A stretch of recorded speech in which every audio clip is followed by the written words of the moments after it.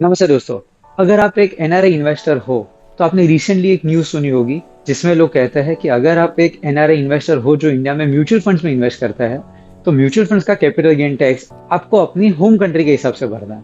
तो अगर आप सिंगापुर में या दुबई में रहते हो तो आपको जीरो टैक्स भरना है कैपिटल गेन्स के ऊपर। इस सिलसिले में मैंने कई सारे चार्टर्ड अकाउंटेंट्स के साथ बात की।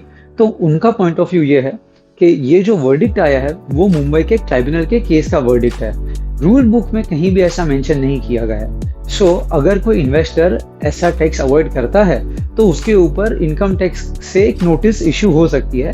इन दैट केस इन्वेस्टर को फिर ये नोटिस के ऊपर अपना जवाब देना होगा और सीए या लॉयर के साथ बैठ के ये इस नोटिस को फाइट करना पड़ेगा।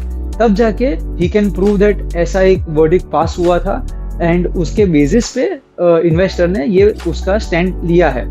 बट जो सीए प्रैक्टिकल एडवाइस दे रहे हैं वो लोग मुझे बता रहे हैं that as on today investor जो भले दुबई या सिंगापुर में रिसाइड हो रहे हैं उनको कैपिटल गेन टैक्स जो रूल्स के हिसाब से भरना है वो भरना चाहिए।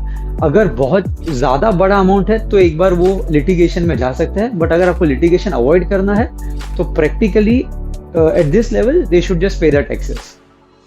अगर आप एक सिंगापुर बेस्ड या यूएई बेस्ड एनआरआई इन्वेस्टर है और अगर आप सोच रहे हैं कि ये हिसाब से मुझे टैक्स अवॉइड करना है तो एक बार अपने सीए के साथ या एक एडवोकेट के साथ ये चीज़ को डिस्कस कर लीजिए, तो आपको प्रैक्टिकली इसके ऊपर प्रॉब्लम्स नहीं आएगी। Thank you so much.